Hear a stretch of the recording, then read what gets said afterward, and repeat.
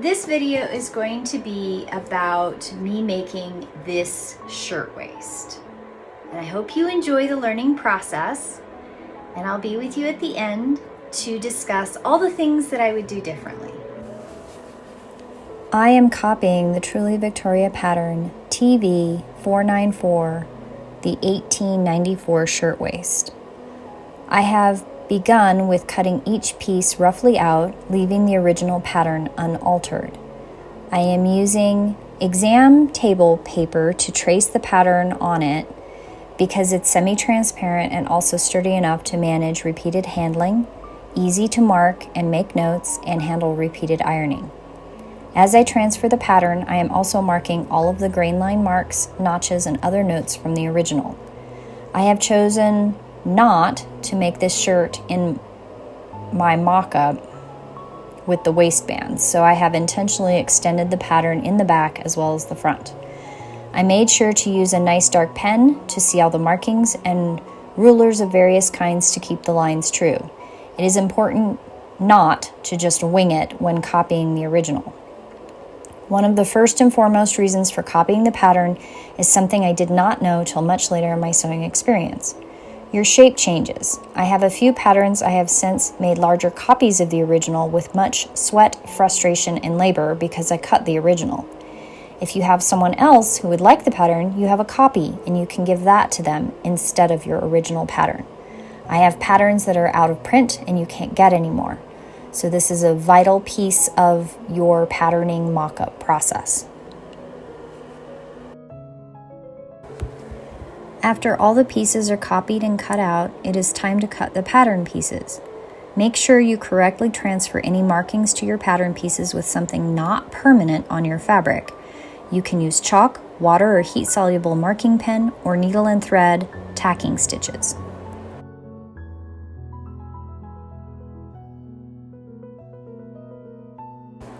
Following the first steps of the pattern, I inserted the front plackets on both the right and the left side of the shirt. I also sewed the front to the back at the side seams and the shoulder seams, and I used a French seam to close off and create a professional look. I matched the two 7-collar pieces together with right sides and sewed around all the way around the outside edge, and then I clipped the corners and snipped the curve. Once I turned the 7-collar pieces around and ironed them flat, I basted across the bottom of that curve. I took the 2 collar stand pieces and sandwiched them in between the collar piece that was already basted closed, and I sewed all the way along that curved edge and all the way around the corner to the edge of that. Once that was sewn, I turned it right side out, saw what it looked like when I laid it flat, and then went back in and clipped all of the curve.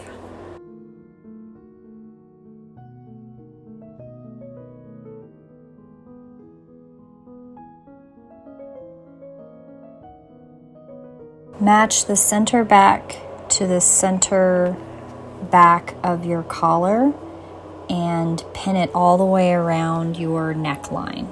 It should lay even so that the collar is not going on crooked. Once that is securely sewed down, you iron that, and then you go back and you fold over the collar and tuck up under your raw edges, pinning everything down because you're going to go back and top stitch that collar in to create a finished look. Due to this being a mock-up, I did not put in the sleeve head stiffening for the puffy sleeves. Instead, I started with the gather portion of the inside of the arm, and I also made sure initially that all of the markings from the pattern were on each of the pattern pieces with a water-soluble pen. Once I had the correct sleeve shape, I went and gathered the top of each of the sleeves to insert it into the body of the garment. So I wanted to show you the inside of the garment. inside of the garment, all of the seams are felled down and enclosed. Something that I like to do on a wearable mock-up is making sure that I don't have any frayed bits, that as the garment wears, I don't have anything coming undone in an unseemly way.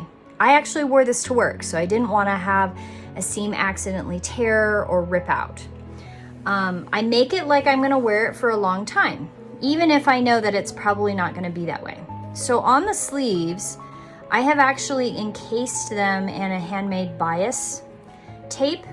And the reason I did that was twofold on this garment. I wanted to reinforce the puff a little bit because this eyelet fabric is very lightweight. The other thing is this eyelet fabric has a tendency to fray a lot.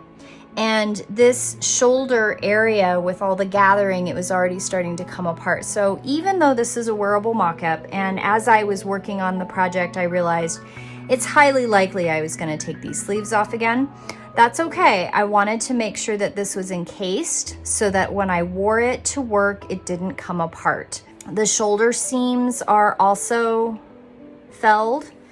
The collar is completed. Now it is on crooked, and I will address this in my final closing video, but all of the inside is as neat and tidy as possible.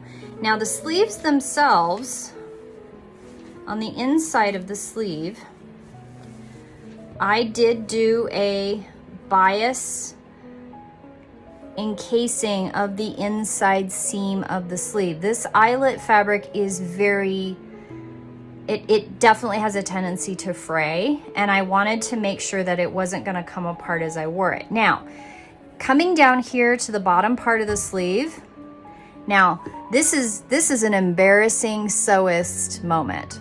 So I ran out of bias tape and I didn't finish all the way to the bottom. Couple of reasons. A, I knew that I would probably take these sleeves out and rework them in the future, so I wasn't too concerned about that. Second thing is I didn't measure properly, and I thought as I was making it, this would be a perfect thing to add to my tutorial of measure. I was in a hurry and I didn't measure completely, and that is completely my error. And it's a mock-up and I wasn't too worried about it. I also missed some of the stitching of the fabric inside the bias. So over time, this is gonna come apart. So I already know these sleeves are coming off. The other thing is that because it wasn't bias and because this fabric has a tendency to fray, I wore it about half a day and discovered I had a hole in my cuff. So just know that errors happen when you sew, and it's okay. There is nothing that you can't learn from and make better next time. I followed the truly Victorian shirtwaist pattern. So a couple things with mock-ups.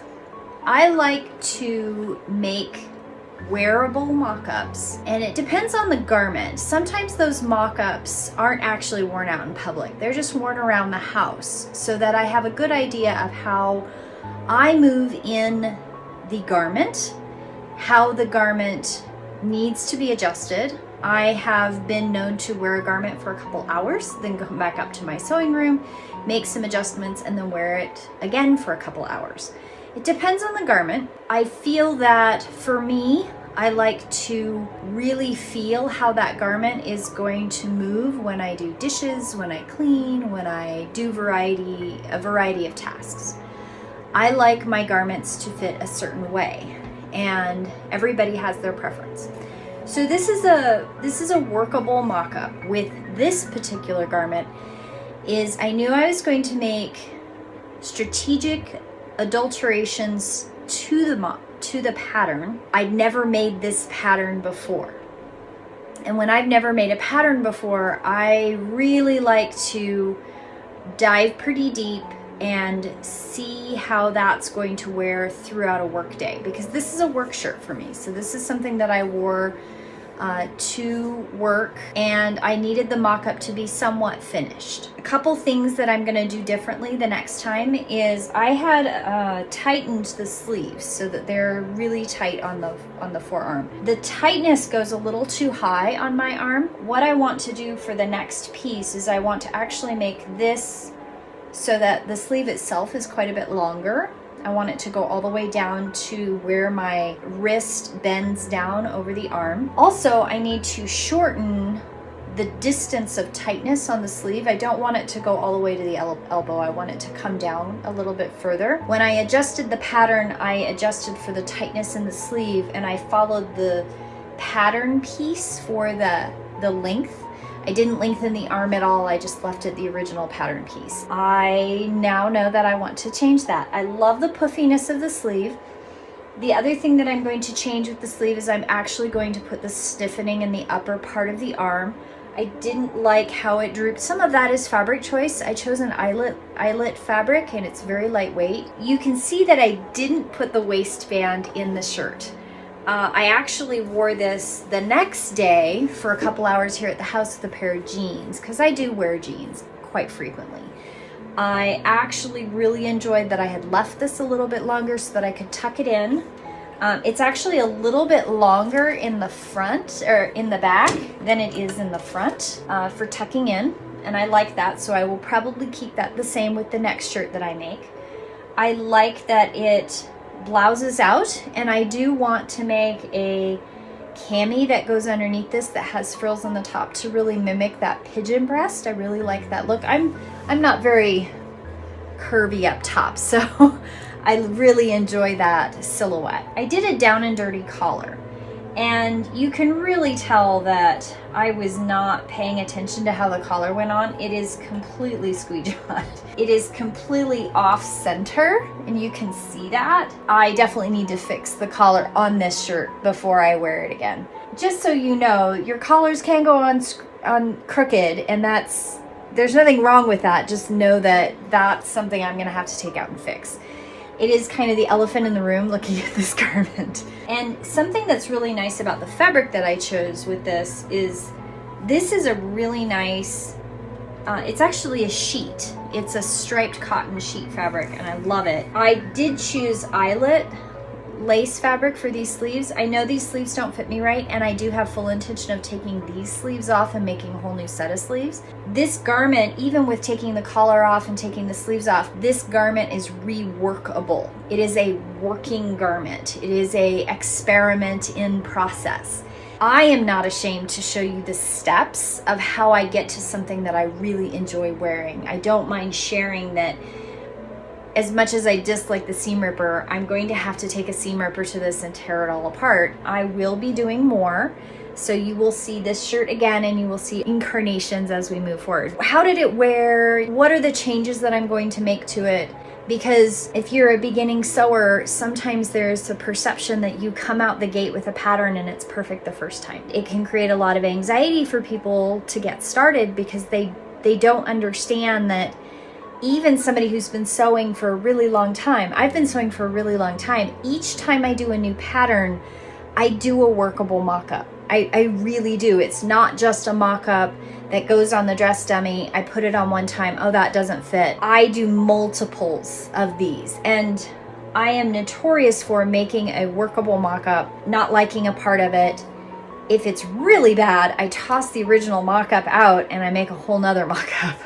But this one I actually like. I do like, and I like the fabric. I like the buttons I chose. Everything's fine on it. The sleeves just need to be redone, and the collar needs to be taken off and put on correctly. Those are fairly easy fixes. And that doesn't make the whole project go in the toilet. You know, this is a workable thing. I really enjoyed wearing it. I actually wore it to work. I wore it all day. It's not a difficult pattern to follow, and I think anybody with having followed any kind of pattern before should be able to follow it. I put out weekly videos on sewing and crafts and all kinds of things throughout history. Please hit subscribe, please hit like, and comment below. And thank you for joining me in my art room, and I will see you again next time.